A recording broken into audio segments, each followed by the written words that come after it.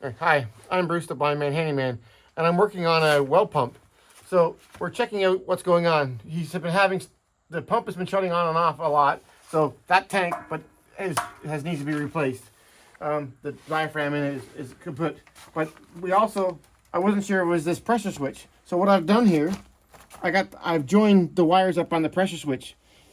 And then what that does is now I've bypassed the pressure switch, because when this tank gets full, this here shuts the water off because it's at the PSI it needs to be. So I wasn't sure if it was this pressure switch or it was the well or what the problem was. So we've hooked these wires up, and there's a switch over here on the well, and we've flicked the switch on, and the well didn't come on. Okay, but now what you can hear is over there. See, she's trying to turn on over there.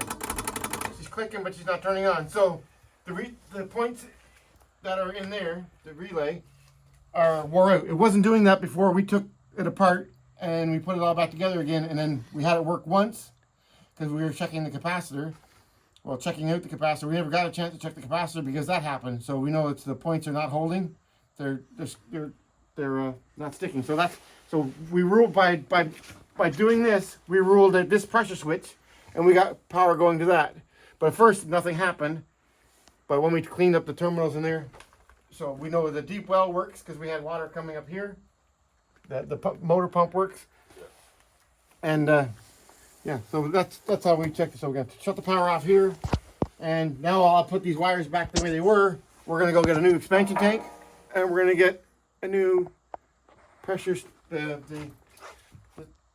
switch that turns the pump on and off. And the deep well with the capacitor in it, we're going to go get a new one of those and put it back on, and everything should be ship shape again. Okay, thanks for watching the Blind Man Handyman. Have a good day.